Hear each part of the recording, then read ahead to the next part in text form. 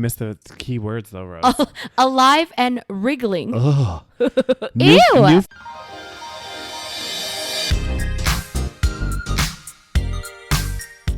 Hi, and welcome to the SaVeg podcast. I'm Rose, also known as Cheap Lazy Vegan on YouTube. And I'm Daniel, one of your favorite guest stars on Cheap Lazy Vegan's YouTube channel. We're two friends who love to talk about the latest trending topics. So get comfortable and join us while we give our SaVeg take on just about everything. You are currently listening to the previous episode of this podcast, but if you would like to listen to this week's episode and get some exclusive content, go over to patreon.com/thesavagepodcast. Hello, everyone, and welcome back to this week's episode of the SaVeg podcast. Hello, guys. We are back in real time. We are back in real time. We're back in the country of Canada. We're back in the country of Canada. We just got back from our long trip. Yes. To Southeast Asia. Where we go, Roses? We went to Thailand, and then we went to Bali, Indonesia. God damn. It was fun as hell. It was How about your cool review of these group trips? I was skeptical at first. I was a little bit nervous, a little bit like, oh, what's going to happen? God damn. Are people going to like me? Nervous of the unknown. That's exactly it. And then went on the first one. So the first one we did was Thailand. So we went to Bangkok and to Phuket. And it was so much fun. The only negative I have about Thailand is while we were there, it was literally, and I'm not kidding you guys when I say this, the hottest I've ever been in my entire life. Really? Yes. What about like Spain? Yeah, but Spain was never, like, Spain was hot, don't get me wrong. Right. But this was like the humidity mixed with the heat. Oh, it's less humid in Spain maybe? I mean, they still have humidity, but like, honestly, Bangkok was next level. Yeah, it was very, very hot. To the point where it at some points it was unenjoyable. Exactly. Like, it was unbearable. Like, even you had to like run into AC for a while. I was dying. Yeah, there were moments where I was like, I think I'm going to die. I need to like sit down and do nothing. And even when you're sitting, you're just like constantly drenched sweating in sweat. Yeah. And we are both very sweaty people. We are. I don't think there was a moment where either of us had like we're dry. Only when we were inside for a prolonged period of time. Exactly. With the AC blasting. But other than the heat, it was wonderful. It was good. The food in Thailand. Oh, so good. Oh, the vegan restaurants we went to were delicious. So good.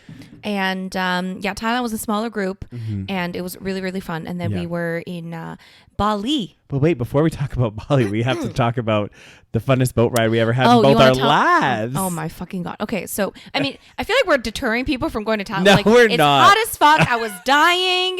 And then we had this it was treacherous boat ride where we almost died. No, but it was super fun too, guys. Yeah, I mean, talk about focusing on the positive. I know, I'd be a positive angel. No, but the reason I want to talk about the boat ride is it was just really funny, you know? That we almost died? Yes. Yes. Yeah. So basically, I'm being dramatic. Yeah. But we all thought that we were going to die. Yeah. So basically, guys, we were out snorkeling and all of a sudden we were on this boat trip. You have to tell the whole story, okay? We weren't all of a sudden on the boat trip. No, I mean, we started on the boat trip that took us to a few places and then went snorkeling. So we went from Phuket, which is a big... I guess it's an island. I don't think I knew it was an island. I thought it was a peninsula, but there's like a small little break where it like apparently there's water. So we were in Phuket and then we were doing a day trip to Koh Phi Phi, which is a beautiful island. And we were taking a speedboat for an hour, which already I was like, a speedboat for an hour? It's quite a long time. So we took a speedboat from Phuket to Koh Phi Phi. And already the weather has been a little bit sketchy and we were worried it was going to rain. But in the morning, it was actually looking pretty clear. So we went, and on our way there, we were like, the waters were already a little bit rough. And of course, speedboats go fast. So it's going to be a bit, choppy. And so on our way there, we were already like kind of scared. And I was like, oh my God, that was like the worst boat ride I've ever had. It was so scary. And then now you can tell the story. Okay. And then, guys, we had a great day. Yeah, we had a great day. We went into this beautiful lagoon, and it was like amazing. We jumped off the boat. We went swimming. It was super good. And then we went on this like cool. They were like, they weren't sure just because the weather was a bit like iffy if we'd be able to go snorkeling. And then it turned out we could. So they're like, yep, took us snorkeling. Which was amazing. Yeah, the snorkeling was incredible. Like we got to see some really cool stuff along this reef. We were so close to the coral reef that I was afraid of because they were like, you shouldn't be touching it. Yeah. But I was like swimming and I was like, swimming on, as you swim, you're like this, right? You're like horizontal, but then, like you're kicking. So you're like, and I was like, oh my God, I'm gonna like touch this shit. Yeah. Cause it felt so close. I was probably not as close as I thought it was, but it felt like it was like right beneath me, and I was like, oh my God, I'm gonna touch this. Yeah. Anyways. And so right after, we're all like snorkeling and stuff, and then all of a sudden the guy that was like organizing the tour and stuff, he's like, okay guys, let's head back to the boat, we should probably leave now. And I was like, okay, this seemed a little bit abrupt, all of us. Well, I mean, we did snorkel for a while, Yes, to be fair, we but did then we're like, snorkel for a okay, this while. is probably the time to leave. And I look behind us, and there was like this ominous cloud like moving in, and I was just like, okay, this is gonna be fun. And up until that point, like, it was just kind of gray skies, but this big cloud moved in, and then we started going. And also, like, before we left, he's like, okay, everyone put on your life jackets. And before, I mean, listen, honestly, we should have been wearing life jackets from the very beginning. But in Thailand, 100%. they're a little lax with the safety rules sometimes. Not just Thailand, but like, maybe just all of Asia. I'm not sure. But we didn't wear life jackets on the way there, which we should have. Yeah. And then on the way back, he was like, okay, let's put on our life jackets. And he's like, oh, it's because it's going to get cold with the wind. And I was like, well, also because, we should probably be wearing life jackets. Yeah. Anyway, so we all put on our life jackets, and then we took off, and the boat started going, and it was insanity. Super rough, and it was like kind of scary at the beginning, but then it kept getting like worse and worse. It got worse very fast. Yeah, and then about like maybe 20 minutes in, it started like torrential downpouring as well. So like rain was just like blowing into the boat. The boat was like rocking everywhere. I feel like we need to put the image here. Are you able to do this? I can do you need that. You need to put the footage here so people can see what it was. And also the footage does not do it justice. Yeah.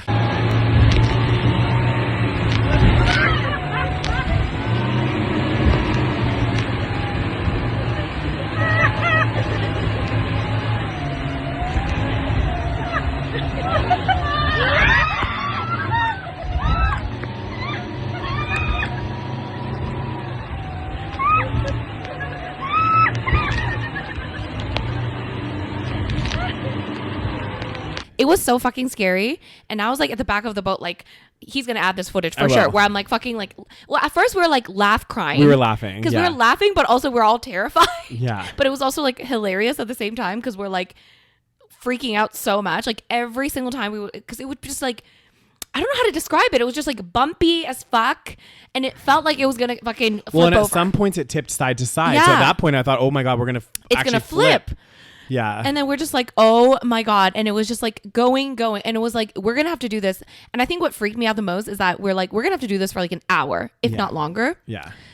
And it was scary. And then there was a boat behind us. Mm-hmm. So we could see the other boat. So we could kind of see what our boat probably looks like. Yeah.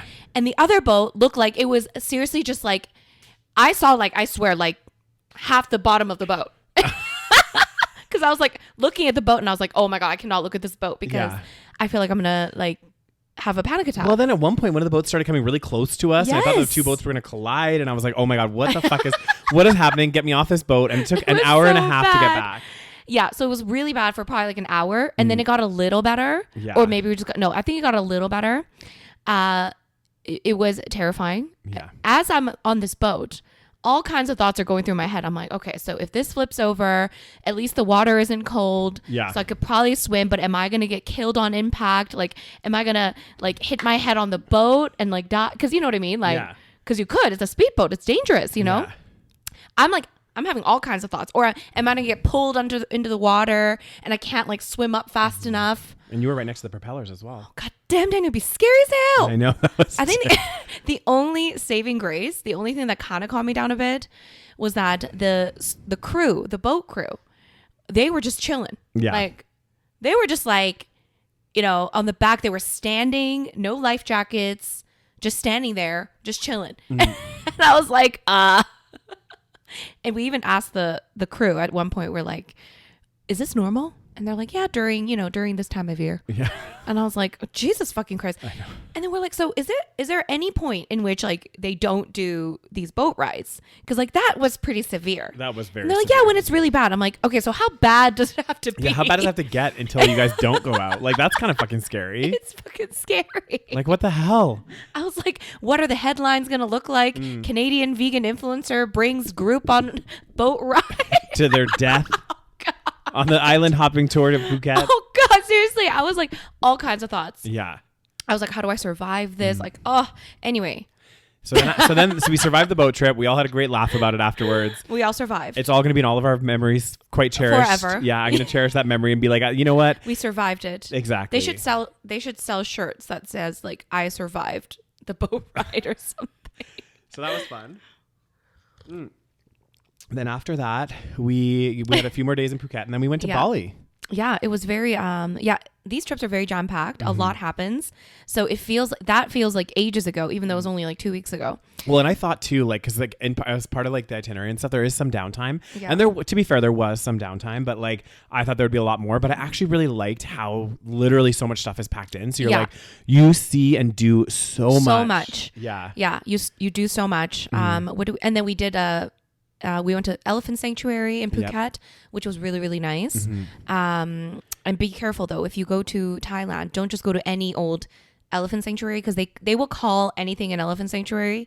But there are a few ones that are like ethical and like, we felt good about going to them. Yeah. So we went to the one it's called Phuket Elephant Sanctuary. It was so nice and it was amazing. We got to see the elephants like really up close. Yeah.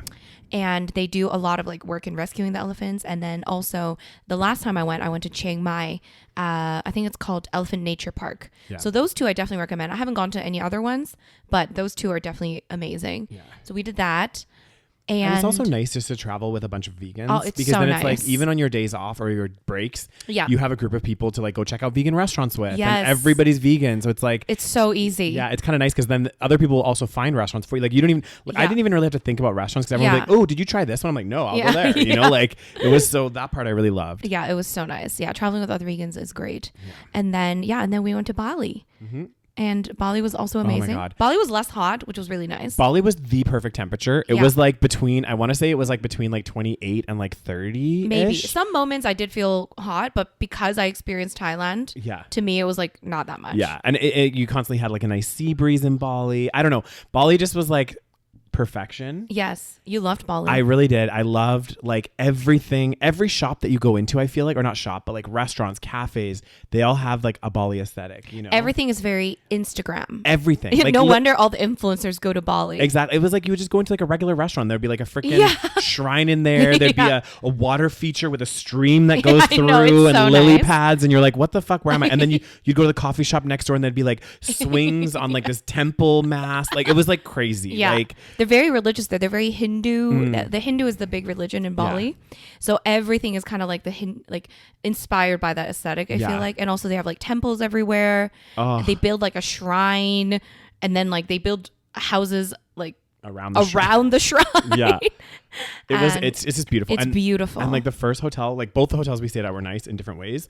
The first hotel though, it was literally like we were staying at a freaking temple. Like it was beautiful. It was like we're on these amazing grounds. Like I don't know, everything about all Bali. The hotels that we stayed in were all really, really nice. Yeah. I mean, I feel like that's just like, you can't really, well, I'm sure you can. You can. Like you mean you go wrong? Yeah. I mean, we stayed at a shitty hotel in Phuket. Yeah, we did.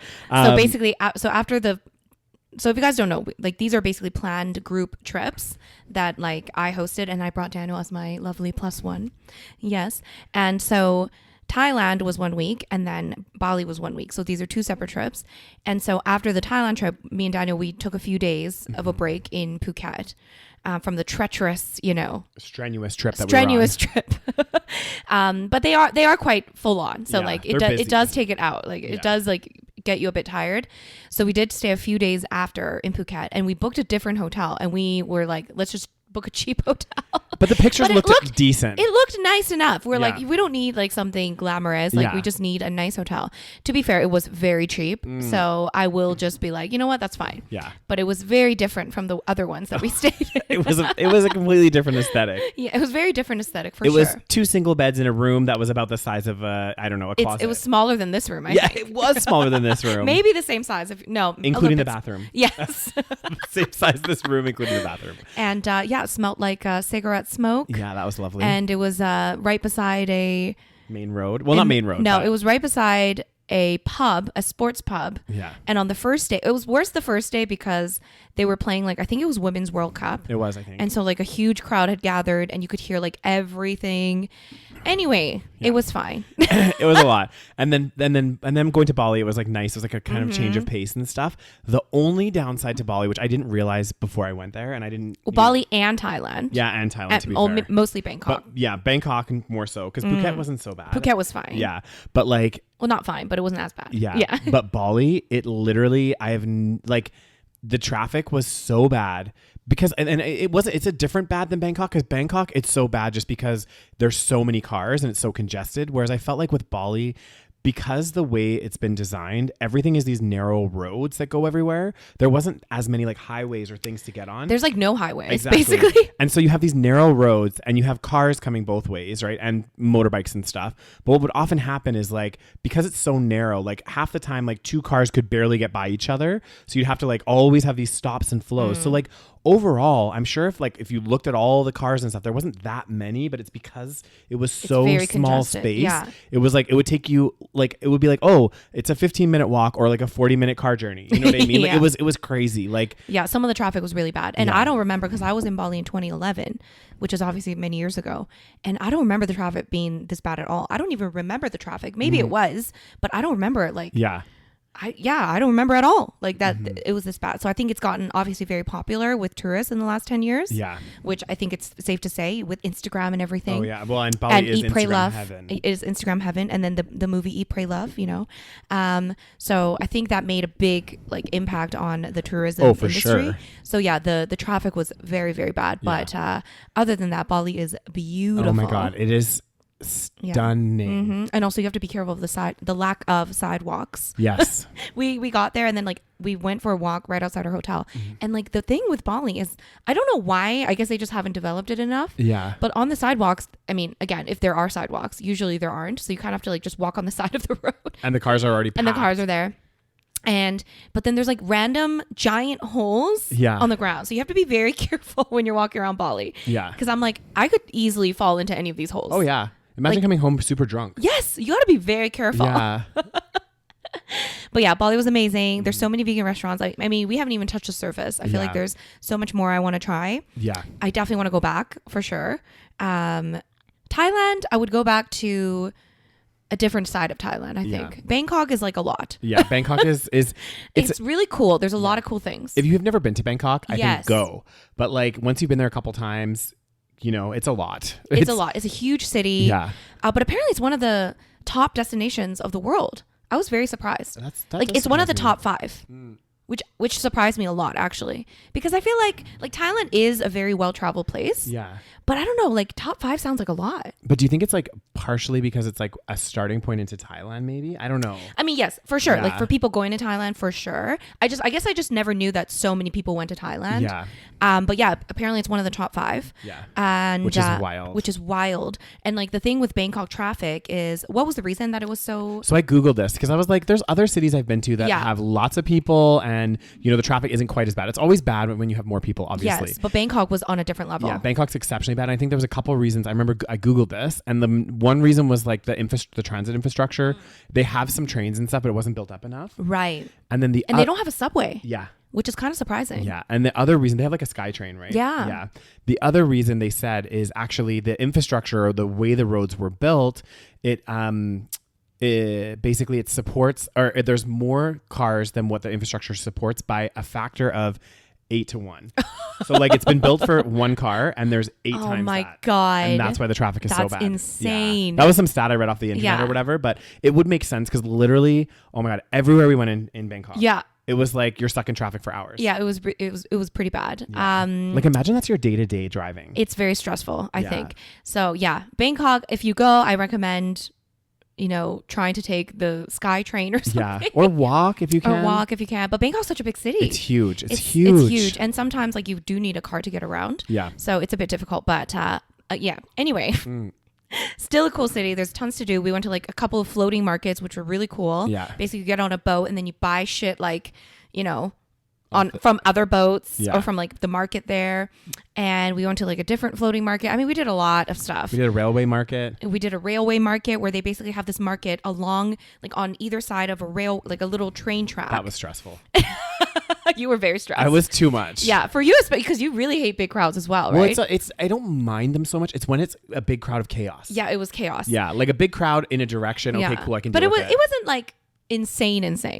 I think I've seen worse. No, I know. That's what I mean. But like, I think because you weren't standing where I was, I was standing like in the middle of it. it was Trust me. very like stressful. I was standing in the middle of it, but I was like, okay, you're right. I was like, I need to get out of this. Mm. But basically the railway, the train track, on the either side, there's all of these markets, people selling random shit. They have all the stuff out.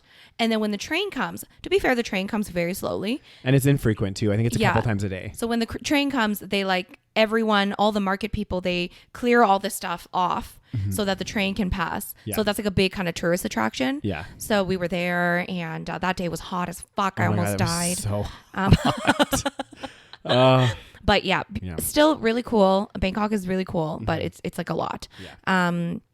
And there's so many different places in Thailand to go to. So There is. Yeah. anyway, that was our trips. Yeah.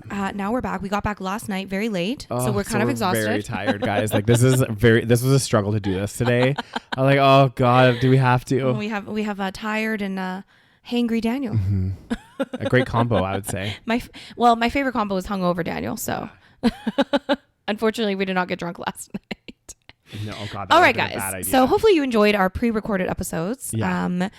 Do we have any new patrons? We sure do, Ooh, guys. Okay. If you don't know already, guys, we do have a Patreon. It's patreon.com/the SaVeg podcast. Membership starts as little as $3 a month, and you get exclusive content every single month. You get all the episodes a week early, and all the content on there is ad free. And you get to join our little Patreon community. So yeah, it's cool. Check it out. And you get a shout out. Yes. So we got 3 new patrons in the last bit. Yeah. So shout outs to Have a nice day. this person doesn't have their name, so Yeah. it's have a nice day. Yeah, which is we nice. will have a nice Thank day. you. Thank you. Have a nice day as well. Shout outs to Rachel. And to Ivy. Thank you guys so much for joining our Patreon community. Yeah. Now let's jump into some of the stories. Oh God damn. I know some shit went down when we were gone. Yeah. Some go down. wildfires and shit. Oh But, God. I mean, can we beat a dead horse even more? I don't know. I said to Rose, I was like, should we talk about, because like a bunch of cities in Canada have been evacuated, all this shit's And going then down. Hawaii. And Rose was like, no, let's not depress people on our It's day too back. much. Day back. Although we will talk, I'm sure there will be depressing stories. Yeah. Okay, so when we were coming back, there was a little bit of turbulence. And also, we've been, okay, in the last 3 weeks, Yeah. we've been on how many flights, Daniel? So from here to Vancouver to Taipei to Bangkok. And then we did Bangkok to Phuket. Bangkok to Phuket. And then, Phuket to Kuala Lumpur. yeah, Phuket to Kuala Lumpur. And then Kuala Lumpur to Bali. And then, Bali to Taipei. yeah. Taipei to Vancouver. Vancouver to Calgary. So that's 9 flights. 9 flights, guys. And that's just flights. Okay. We went on a tuk-tuk ride. We did 2 floating market boat rides. We Yeah. did a speedboat ride. We did a long boat. well, that's a 2 floating boat rides. One of them wasn't a floating market though, was it? Oh, okay, whatever it was. Yeah. Yeah, I think it counts as a floating market, but I don't know. Yeah. Either way. So 2 longboat rides. I've lost my train of thought now. Sorry. Okay. So let's restart. 1 tuk-tuk ride. 2 longboat rides, 2 speedboat rides, really. Bunch of car rides.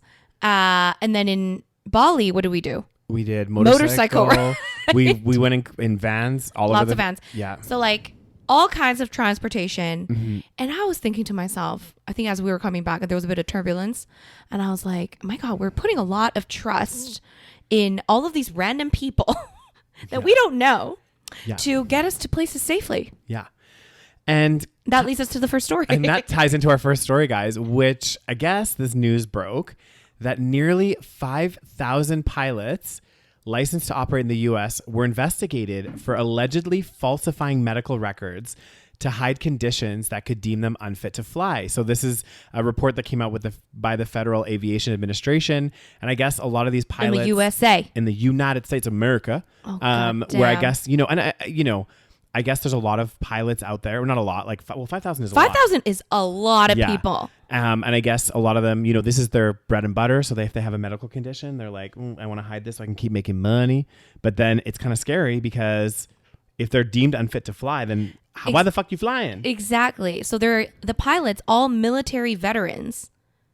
Military veterans, really? Are accused of knowingly concealing serious health conditions or mental health disorders to the FAA, even as they reported them to other officials to collect disability benefits. So they were collecting disability benefits, yet hiding the disorders to the FAA. Yeah. This is very concerning. This is so concerning. But are they flying commercial flights? I think it said that most of them were, what's it called? Like cargo. Cargo. I think a lot of them were cargo, but I think some were.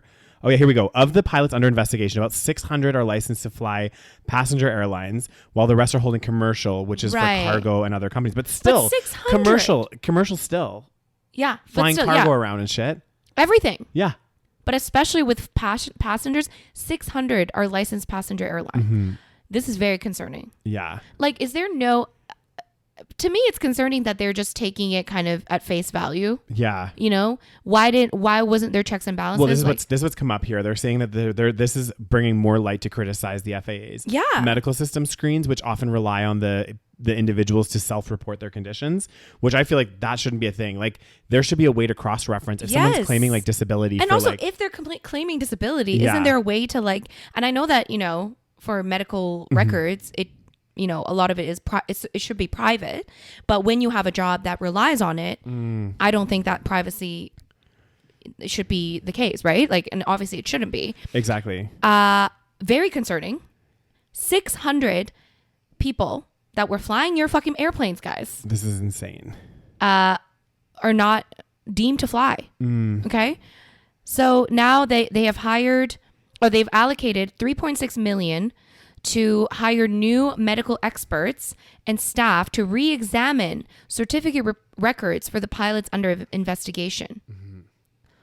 God damn. You know, this actually reminds me of a story. I can't remember which one it was, but it was like talked about these like pilots or somebody that was like it was a pilot that was like going to fly a plane, and it was like 6 o'clock in the morning or something, and they like blew way over the limit in terms of alcohol, and they were my God. Yeah, and I was like, oh my God, who are these people flying the planes? This reminds me of a darker story. So there was a story, I can't remember where this guy is from, but I think he was in this image actually. Yeah, it was this guy. So basically in 2015, German Wings co-pilot Andreas Lubitz crashed his passenger plane into the Alps after seeking treatment for depression and suicidal tendencies. So this guy was suicidal and had severe mental health issues. And yet somehow he was flying, and I think he was flying a passenger plane. Yeah. And he crashed it, killing himself and everyone on the plane, I think. Well, that's why they were saying a lot of these pilots too, the ones that they're under investigation, had like mental health issues. Exactly. Mental health issues is a huge concern as well, because, you know, it's the same thing, like physical and mental. You should be concerned with both. Exactly. You don't want someone flying the plane that's suicidal thoughts. Exactly. Like, that is not a good combination. No, it is not. Like, so it's like these things can happen, not to scare people from flying. Obviously, you know, this happened. It's not a common thing. Yeah. But it is concerning when the federal administration that's supposed to, you know, be aware of this kind of stuff is not. It's just saying, oh, okay, you don't have depression. Great. You say you don't have depression. I believe you. I'll take your word for it. You know, like there should be a lot more checks and balances here. Yeah. Okay. This is very concerning. Anyway, hopefully this will be a lesson. I wonder how Canada is doing in terms of that. No idea. I mean, this, you know, maybe we don't want to fly out in the States for a while, you know. Dang. God damn, be scary as hell. United States of America. Oh, God. God damn. And then we don't know. Again, we're putting trust in a lot of other countries as well, because we're flying out of all kinds of countries. Yeah. And we don't know how strenuous their policies are. We don't know how much they're putting. We don't know how much effort, you know, like some countries, they don't put as much emphasis on mental health. That's a new thing as well. Or even like security. Or security. Yeah. So it's like we're putting a lot of trust on, you know, on these pilots. Yeah. Maybe for international flights, there's more scrutiny. I don't know. Who knows? And this is the thing. Again, like at the end of the day, pilots are people too, right? They're like, people. And people make mistakes. People get depressed. People have these things happen. Like, yeah. Oh, God damn. Be scary as hell, Daniels. Maybe I shouldn't fly for a while, you know? Be scary. It scared me. God damn. All right, guys. So our next guys, not to scare people from traveling. We've been on many flights. I know. And we've been fine. Well, we've so far, as we mentioned, we've been on 9 flights, guys. And we just on this trip alone. Yeah. And also one of the flights, I mean, actually, the one coming back, there was some serious turbulence on that flight. I was like, at one point I was like, were you scared? A little bit. And I looked over and you were like kind of sleeping, I think. And I was like, oh God, really? How was Rose Oh. sleeping through this? And it was like, oh, maybe I missed the really serious turbulence. Because there was some turbulence and it was like kind of bad in some parts. I was like, I was a bit scared, but it didn't last very long. True. And I was like, okay, I think it's fine. And then maybe I was sleeping when it had the worst. Even turbulence. when we were getting back to Vancouver, there was a little bit of turbulence. There was quite a bit before we were about to land. I was like, oh, I don't like turbulence, Daniel. Me neither. It makes me feel so uneasy because it's like you have literally no control. There's no control. You're on the fucking plane in the goddamn air. Yeah. It still freaks me out. The fact that we are able to even do this as a species, like we're able to put people on in a tube, really. God damn. And then like it like flies over the fucking air. Well, it's wild how it flies too, because like, you know how birds fly, they like flap their wings and stuff? How does it this fucking thing fly? just has like metal wings and it just like, because it goes so fast, honestly, it carries it. Like, it blows my mind. Blows my mind too. God anyway, damn. continuing on. So there's some backlash. There is some backlash here, guys. Spain, you be under trouble. Yes. Well, not Spain, but yeah. So basically, guys, if you haven't heard this story, there is a gentleman by the name of Luis. I don't know how to say his Rubiales. Luis Rubiales. Leading officials within the Spanish Football Federation asked suspended president. Well, I guess he was already suspended president Luis. Well, now he's suspended. Oh yeah, to resign on Monday because of his behavior at the Women's World Cup. Do you want me to read this down? Yes, can you? I'm like dying. So, Rubiales, which is the dude that was the president of the Spanish Football Federation. Yeah. He, I guess, decided to kiss a player on the lips. Yeah. After Spain won the championship match. So, Women's World Cup, Spain wins the match. Yeah. And this fucking president guy, I guess maybe he was overly excited. Yeah. You know, Spanish people are a little bit more, you know. But usually they do it on the cheeks to people that you don't know. But I guess he got like super, I don't know, whatever the fuck he was doing. But I guess he decided to kiss one of the players. Yeah. Who was obviously a woman. And it seems to be, how do I say, inspiring many discussions. Yes. Yeah. So I guess now he's maybe going to resign because of this. And thoughts? Well, I think it's like sports has always been a weird space, like not just with like women, but like, I mean, this is really bad. Like how he just like. How he thought it was okay is a bit crazy. Exactly. Like, because you don't know this woman. Exactly. I'm like, you don't know who this person is. You can't just go around kissing people on the lips. Is there a clip? I want to see the clip. Okay. Like, is there tongue? See if you got. I mean, there wouldn't be tongue. No, I'm just joking. I shouldn't joke about this. It's sexual harassment. Luis Rubiales. Okay. So he grabs her head. Yeah. And then he like. So first it's like on the cheeks. Yeah, and they hug. And then he grabs her head, and then he like kisses her on the lips. Yeah. That's a lot. It's a lot. Yeah. It's too much. Like, is it normal in Spain to kiss on the lips? I don't think it is. No, because I lived in Spain and it wasn't. It was like if you meet somebody, even guys, like I would work at a school and like even like male teachers, you would do like a kiss. Right. Kiss. You know, it wasn't like a it was sexual usually thing. And it's always on the cheek. I mean, to be fair, it doesn't look sexual, but at the same time, it's like, you know. Still. So there's a protest in Spain now. A lot of women's rights protests, I'm sure. Yeah. Where basically, you know, people are discussing these things. And now in this article, it says Rubiales, I don't know if I'm saying his name right, okay, has faced a torrent of criticism from around the globe over his behavior, blah, blah, blah, including his kiss of the Spain player Jenny Hermoso without her consent during the on-field trophy ceremony. He was also widely criticized for grabbing his crotch in a victory gesture while in the presidential box near Spain's queen and her teenage daughter. Fun times. Yeah. He's an expressive man. So he was suspended from office Saturday by soccer's governing body FIFA, which is investigating his conduct. I mean, it's good to hear that they're like doing stuff about this, but I don't know. It seems very like, I don't know. What do you think? Well, I think he shouldn't be going around doing this. I think that's clear. So this guy's mother, on Monday started a hunger strike in a church in southern Spain to defend her son, demanding an end to the bloody and inhumane hounding of him. God damn.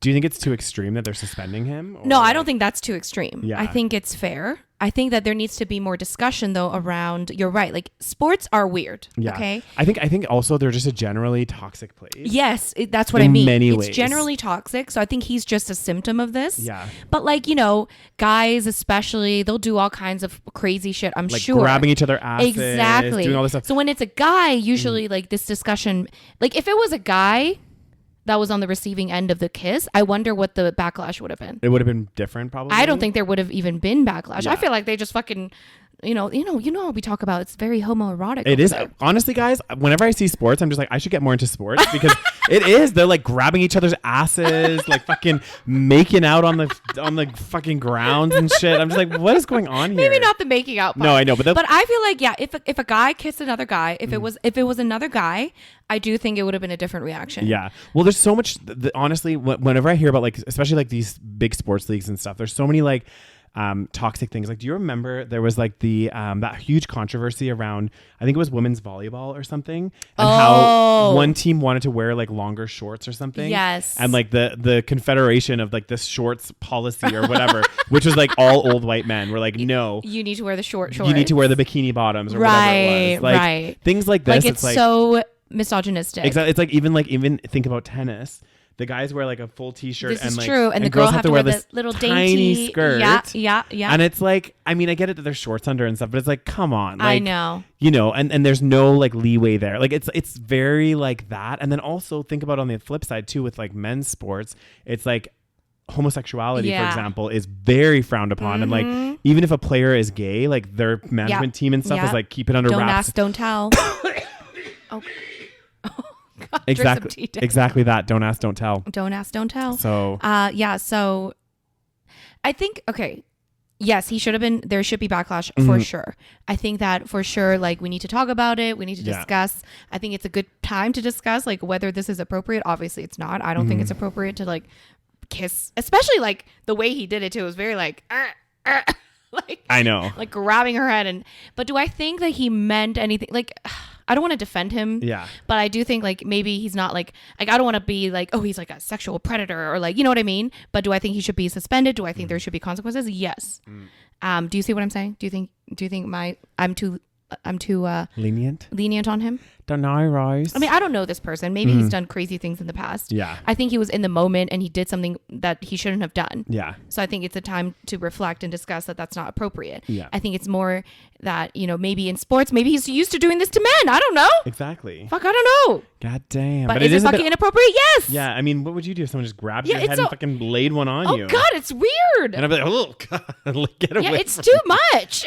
quit that with my mouth. Yeah, like quit that with my mouth.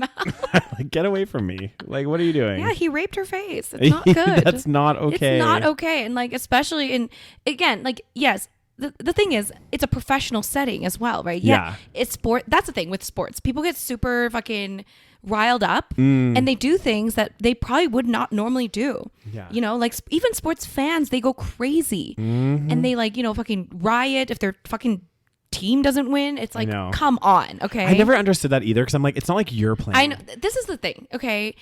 People make fun of women for being, fangirly or whatever. Yeah. But like, let's talk about the fanboys here, okay? Oh my God. Are fanboying over sports. That literally get so invested. I know. Which, I get it. Like, you can be passionate. You can enjoy sports. Exactly.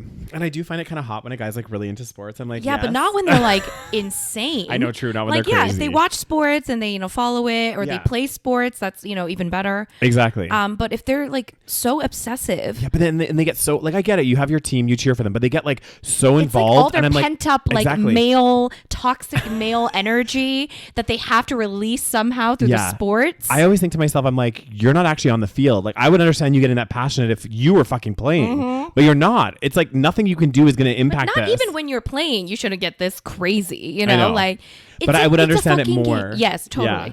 It's a fucking game. And yeah, you're not playing, buddy. People like make it seem like the team that they're playing, they are like, theirs. you know. Yeah. And it's like, buddy, you're not playing.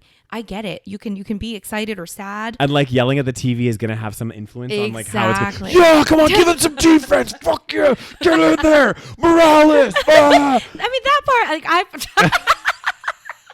I've definitely been like, this is why I don't watch sports. I feel like I get stressed out. I'm like, Yeah. I'm like, no. Like So I get it, but like to get so pent up and so angry and Yeah. so like like rioting and like people killing like people have killed each other over sports. I know, it's wild. For fuck's sake, it's a fucking game. It is. Anyway, it's dumb. It's dumb. Yet we take it so seriously because it's a man's game, you know? You know it. Should we talk about this depressing story that you see? Oh my God. So I just saw the story. I mean, I don't know why I'm laughing because it's so ridiculous, but it's so sad at the same time. So a Ugandan man is charged with aggravated homosexuality and faces the death penalty. It's so crazy. First of all, what does it mean to be aggravated? I don't know What's the difference between homosexuality and aggravated? Maybe that means you're acting on it.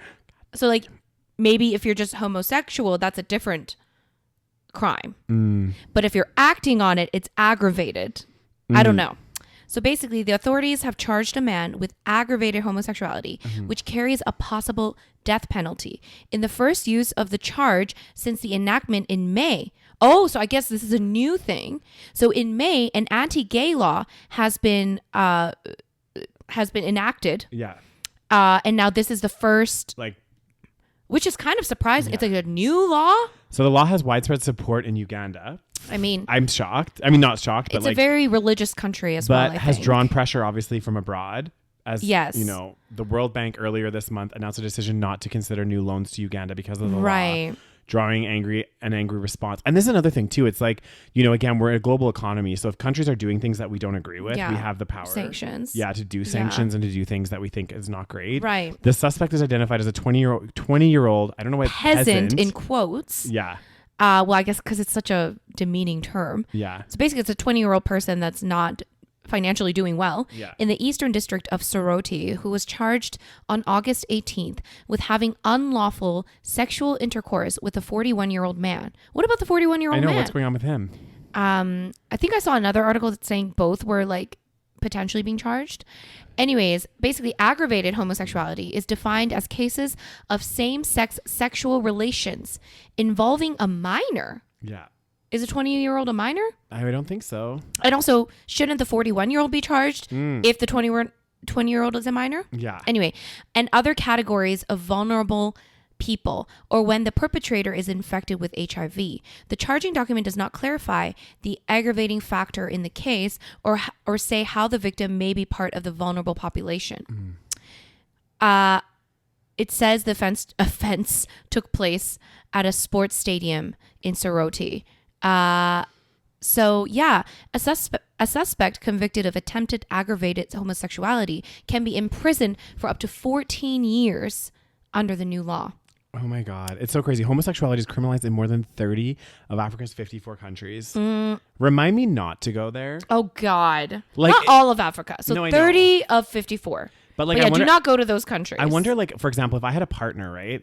And like we went to like Africa, like not Africa, but like certain places Yes. in Africa, like Uganda or something like this. Like, I wonder, I mean, obviously we would have to pretend to be bros. Yeah. Because I wonder if outsiders are caught doing anything homosexual. Oh God damn. If we would I think so, because it's like you're technically in the country. So you have to follow their rules. I think. That would but make I feel sense. I think that if it like let's say you went, not that like, you know, I would encourage people to do these things or Yeah. you know, put their lives at risk. But I feel like if you went and like let's say you got caught doing the deed, goddamn. And then you got arrested. I think like your government has some sort of power. but I think that also depends on your relationship with the country, like the country's I think it relations. would. So the government may have power to just bring you back. Yeah. I think.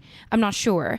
But yeah, it's apparently criminalized in more than 30 of Africa's 54 countries. So more than half That's so fucked up. of Africa sees it.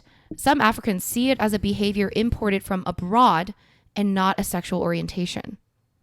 It's very backwards here. God So police in Nigeria on Tuesday announced the detention of at least 67 people celebrating a gay wedding in one of the largest mass detentions targeting homosexuality. So they've arrested 67 people that were at a gay wedding in Nigeria. So that's just another example. That's another example of a country where it's illegal, I guess. God, this is crazy. It's really crazy. I feel so bad for the LGBT community in these countries. Because like the thing is, it's so funny because a lot of these places, like I can't remember which country it was, but they were like, gay people don't exist in our country or something. You know, like just stupid shit. And I'm like, there's as many LGBTQ plus people in all of those countries as there are in North America. Like there's not a defining factor to say there's more homosexuals in one area than another, you know? So like, it'd be everywhere. It's just sad because it's like those individuals are not living their true life. I know. And it's not like it's easy for them to like get out, you know?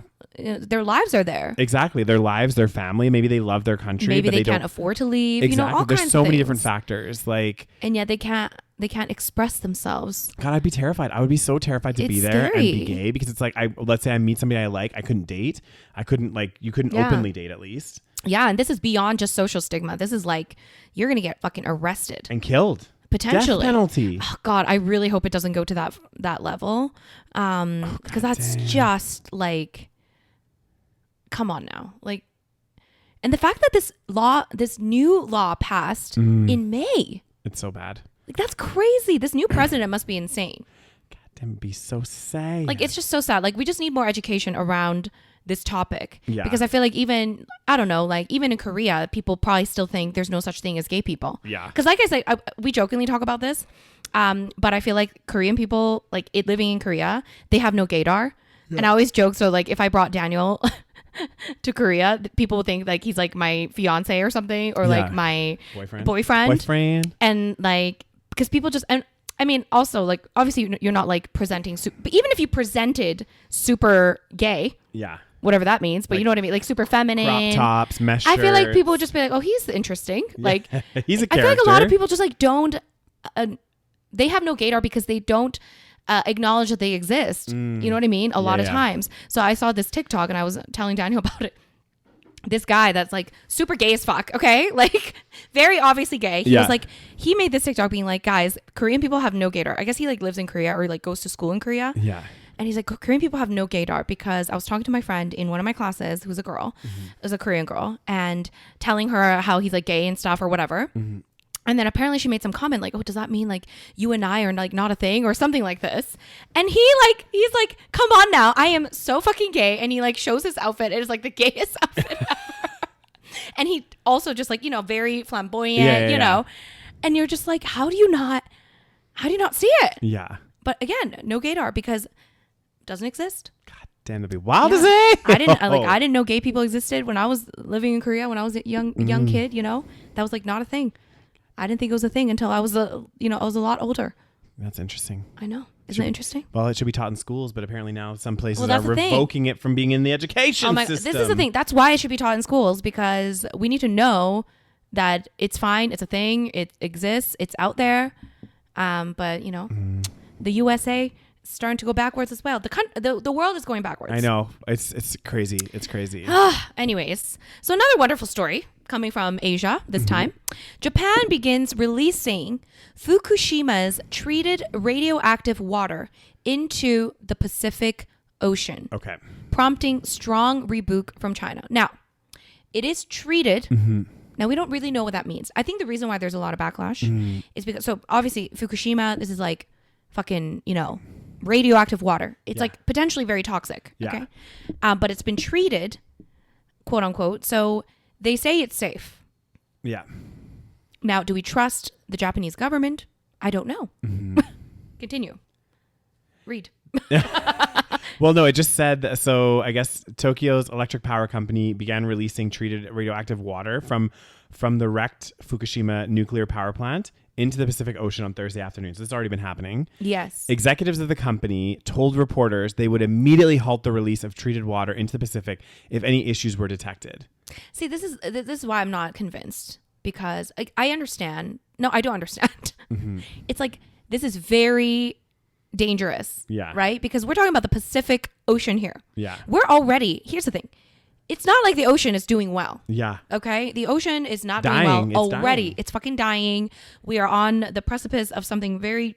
It's bad, and to release this very potentially toxic water into the ocean, and then saying, "Oh, we're just going to halt practice once we see problems." Yeah. Like, has it been tested anywhere else? Like, I don't know. Yeah, it's just interesting too, because it's like, okay, it's treated and stuff, but is there a reason, like, why do they have to dump this water? Can they not I don't just know. Yeah, that's what keep I'm it in wondering this- as well. Can they not just hold on to it, or do they have to dump it? I don't think they have to, because they've Yeah. obviously held on to it for many years. Well, yeah, because when did Fukushima happen? Like a long time ago. Yeah. Years ago. So the So- controversial decision, which has drawn protests in Japan, South Korea, and elsewhere, prompted Chinese officials to issue a searing statement on Thursday, saying Beijing opposes and strongly condemns it. Japan's actions were selfish and irresponsible, as the ocean belongs to all of humanity. Agreed. But It's like it's kind of ironic, though. I mean, that come on. China's saying that. Not just China, but any country in the world, because like we Yes. all are fucking up the ocean. So like, This is true. You know, I feel like Japan is kind of being a scapegoat right now to be like, and it's not great, That's the true. situation that's happening, but it's like a lot of these countries dump so much shit into the oceans. That's very true. Like, That is very true. yeah, but I agree. Like, this is not good. Like, and they're saying there could be a man-made secondary disaster to the local people in the whole world if Japan chooses to dump water into the ocean just to serve Japan's selfish interests. Right. Like, what do they want to do with it? I'm assuming they want to use the power plant. Yeah, So they want to maybe. get rid of it. Yeah. But you're right though. Like it might be a bit of a. We're just focusing on one very small issue, but it is. Because it's like radioactive water, I think you could potentially do so much damage, and I think that's what's also scary. Yeah. And also, Japan, China, and Korea have a very tumultuous relationship. Japan has a very tumultuous relationship with the rest of Asia, so I think that's another reason why it's like bringing up even more emotions here. Yeah. And also, the Pacific Ocean is being shared by a lot of these Asian countries. Yeah. So They're all kind of in that same area. in that same area, Japan's Yeah. very close to Korea. Yeah. So it's understandable why people are upset. But you're right. Maybe we should be upset at every ocean dumping. Yeah. But I guess this one is like a very unique one, which is why we're focusing on it. Well, I think you're right. I mean, it's Yeah. a little bit different. I mean, obviously we have countries dumping trash and stuff. You're totally right. I think, and who's to say that this is more dangerous than what we're already doing Yeah. on a mass scale? Well, and one could even go further to say like the whole Fukushima disaster.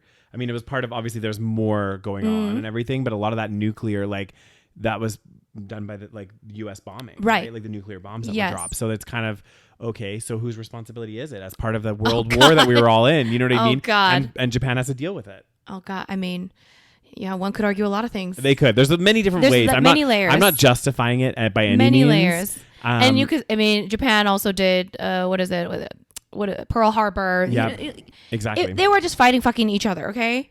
And they did a lot of fucking shit to each Yeah. other. US did a lot of fucking shit Yeah. in Japan, in Vietnam, all over the fucking world. Exactly. But same with Japan. Japan did a lot of shit too. Like, it's like, but now it's like we're at this, it's concerning.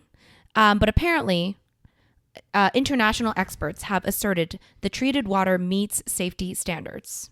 Do we trust it? Who knows? Who knows? Are we going to see what's going to happen as we get radioactive fish Yeah. dying all over Oh the my ocean? God. It's so bad. Yeah. Again, I do think that it is brought up more so because it's Japan doing it. Yeah. I'm not going to lie. Because Yeah. it's Japan, China, and Korea, they don't like Japan. Mm-hmm. Okay? Like, let me tell you. So I think that's partially the reason. Mm-hmm.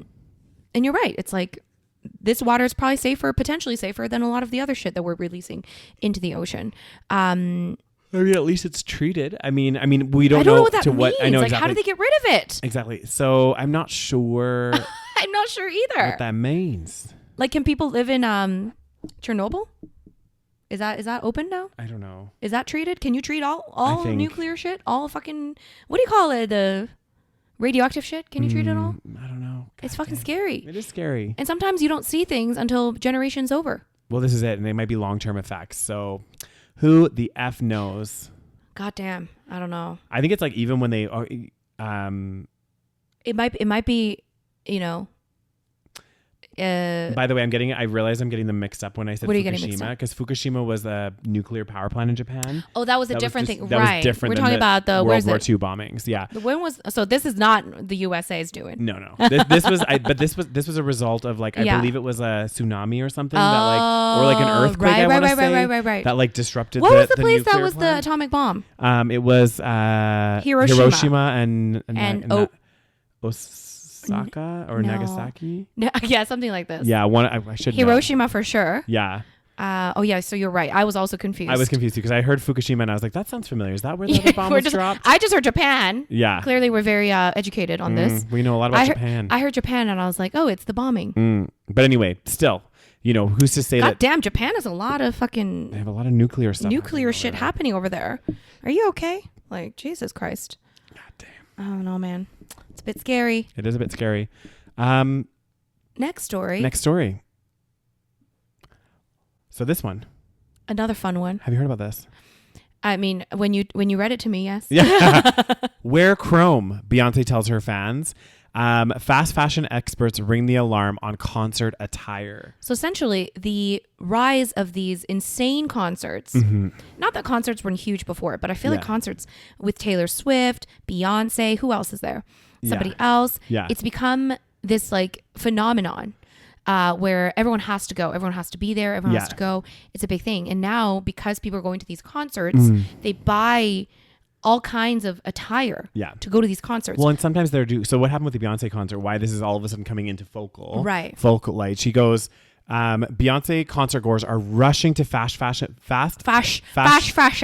retailers to find chrome skirts and cowboy boots in their quest to fulfill the superstar's quote unquote birthday wish to celebrate with you wearing your most fabulous silver fashions to shows. So she made an announcement. She wanted everyone to be like dressed kind of like silver, Yes. So she's encouraging people to wear certain things. Yeah. And then, of course, this is now increasing fast fashion sales, which is concerning. Yeah. And a lot of people had already got outfits to go to these concerts, for example, and they're like now they're buying new ones. And it's like they're maybe the outfits that they got, they're not even going to use now. And it's like, it's just very wasteful. It's super wasteful. And it's constantly like, it's perpetuating this like the problem with fast fashion, which typically, fast fashion is very exploitative in nature. Generally, like you're using, sweat labor and all sorts of things to keep the cost really, really low. So there's some form of exploitation happening in some way to make the clothes really low or really cost low. And it's usually really cheap quality and it falls apart. So like they're like for one-time use, which is such a waste, especially for concerts. Like, this is just... It's like this. I mean, but this is like a pattern everywhere, same thing. I've heard people talking about this in terms of like bachelorette parties, just people buying unnecessary things that you will wear one time. Yeah. Literally. And just like all kinds of like merch, not just fashion, but like just like little items, like baby showers where people buy unnecessary things and just waste so much on a party. Especially for these one-time use things. It's like, oh my God, what are you doing? It's really bad. Like we need to, we're also like, what do you call it? Violators of this stuff as well. But these are things that we need to think about nowadays more so than ever, because we just do these things without thinking about the consequences of it. And, when we do it on such a mass scale, like it's a huge problem. It really is. So yeah, it's a big issue, guys. Don't be buying new things for the fucking... Exactly. You're already spending hundreds of dollars, if not thousands of dollars on going to these fucking concerts. I still, guys, I cannot get over the price of these tickets. I've never but it's not as expensive when they first buy it. It's right. I'm pretty sure it's people buy it. And then they resell it, but the resale value... Like, I've heard of like $10,000 for Taylor Swift tickets. There's no way she's selling for that price because she would get so much backlash. I'm like, who the fuck is paying $10,000, first of all, to go to a Taylor Swift concert? People are paying thousands of dollars. It's so crazy. Come on, guys. Watch it on TV. Watch. Save yourself the money and go on a nice trip to Bali. Like, exactly. Like, why the hell? Less. Exactly. You'll spend less than that, have an amazing time. Like, yeah. I'm so sorry, but like, if I had an option, right, to go to a Taylor Swift concert, or let's say an artist I really loved, go to their concert versus going on a fucking epic trip for 3 months, that would probably be less expensive. I would go on an epic trip for 3 months. Yes. Like, I know. People are insane. Yeah. People just have too much money, apparently. Yeah. But yeah, we need to really think about this consumerism stuff, myself included. Yeah. I try to buy most things from thrift stores, consignment stores, but it's hard. Like it's everywhere. Exactly. Even when we're traveling, there's so much stuff to buy. Yeah, all the time. All the time. Well, like and even all over Southeast Asia. And even look at like how airports are designed. I mean, Yeah. they've always been designed this way, but I noticed it just because we've been through so many airports. It's so annoying. Like you just want to get to your gate or you want to go somewhere and you have to do the windy road through the fucking duty free. And you're just like, I don't want to buy anything. Like there's shit to buy everywhere. But this is how we've constructed our society. So it's like, can you blame that? This is how people make a living. Yeah. You go to a market in Southeast Asia, there's same shit everywhere. Yeah. How many sarongs have we seen? I know. And also I'm like, how are these guys all in business? They're all selling the exact same thing. Like I can't. But it's like, that's how they make a living. So it's like, what are we supposed to do but to buy these things? It's wild. It's wild. It's wild. It's insane. Anyway, next. Okay, last story. Parasitic worm removed from brain of Australian woman. You missed the key words though, Rose. Alive and wriggling. Ugh. Ew. New finding in the first case of a fully that grown it? worm living in the brain of any mammalian species, human or otherwise. A live 8-centimeter long worm, so 8 centimeters, that's long. yeah, was removed from the brain of a 64-year-old Australian woman by doctors in the world's first case of a new kind of parasitic infection in humans. The roundworm was still alive and wriggling when it was surgically pulled out of the patient's brain. I wonder if it caused any like damage or suspect the worm's researchers, including those blah, blah, blah, suspect the worm's larvae were also present in other organs in the woman's body, including lungs and liver. This is the first ever case to be described in the world. The new finding, according to experts, is also the first case of a fully grown worm living in the brain of any species. The worm is usually common to carpet pythons. Its larvae are usually found in small mammals and marsupials, which are then eaten by the python, allowing the life cycle to complete itself in the snake. Oh, okay, but how did it get there? You know. How did it get into the woman to begin with? Yeah. Does it say anything? Yes, it sounds like in the latest case, the woman in Australia likely caught the round worm after collecting a type of native grass. What? Beside a lake where she lived. This is where a python may have likely shed the parasite through its feces.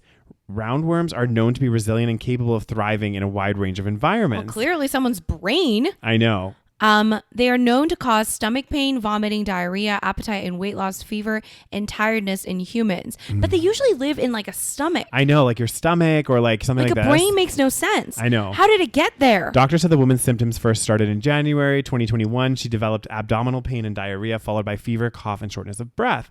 She was admitted to the hospital, blah, blah, blah, followed by constant... They said the symptoms were likely due to migration. They said these symptoms were likely due to the migration of the roundworm larvae from bowel into other organs, such as your liver and your lungs. Oh, you can like see it in there. I know. That's disgusting. That is so gross. Ew. And then in 2022, the woman began experiencing subtle changes in her memory and thought processing. So basically, I think at first it was like in her stomach, which is why she was getting like diarrhea and shit. Yeah. It was in like her, this system right here. And then it migrated And then up. it like migrated up somehow into her brain.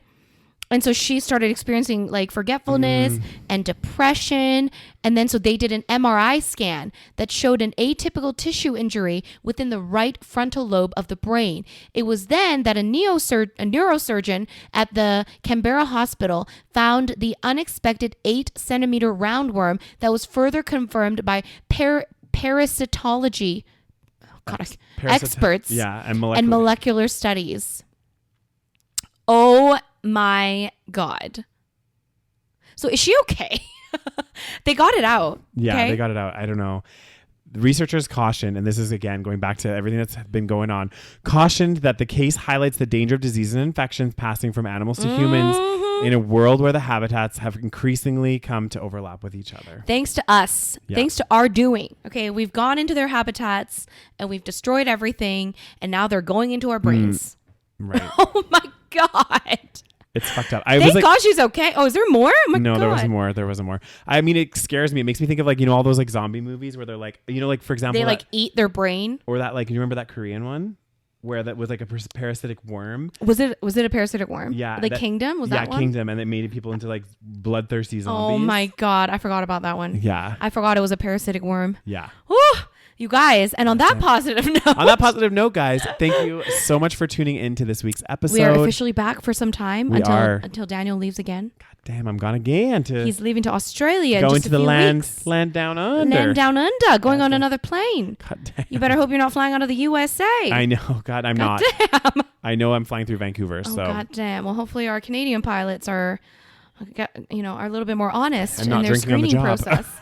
Jesus fucking Christ. I know. It's crazy. It is insane. Anyway, guys, thank you so much for listening. I hope you enjoyed this episode. Let us know down below if you are watching on YouTube. Let us know in the comments your thoughts on any of the stories we covered. Yeah, we want to know. Let us know if you thought we were stupid for thinking that Fukushima was the same as Hiroshima. It both ends in Shima. Yeah. I think I initially thought, was it? I was like, I don't remember Fukushima being, the bomb. But then I just thought it was like impacted. And also it was talking about nuclear as well. And Yeah, I'm like, that's oh, why. nuclear. Okay. Yeah, so we put it together. Like, yeah. I thought it was impacted. Yeah. So I didn't think it was like the bomb dropped there, but I was like, oh, it must have like fucking been. Japan's a small country, it's not that big. Not that big. But anyway, that was my defense. But clearly both of us don't know enough about Hiroshima and the abomination that happened there. Anyway, guys, thank you so much for listening once again. Make sure you subscribe to our YouTube channel if you haven't already. Make sure you follow us on whatever podcast platform you listen to us on. Yeah. Give us a little rating. 5 stars always helps. And of course, follow us or join us on Patreon, patreon.com/the SaVeg podcast to get all of the benefits such as ad-free content, a bonus episode every single month, and what else? Early episodes every single week. We're both tired, guys. Yes. Time for us to go Daniel's get a little naps bit or more sleep. tired. So Yeah. I'm holding the fort here, but the fort is crashing. Yep. Anyway, thank you so much, guys. And we'll talk to you guys next week. Bye.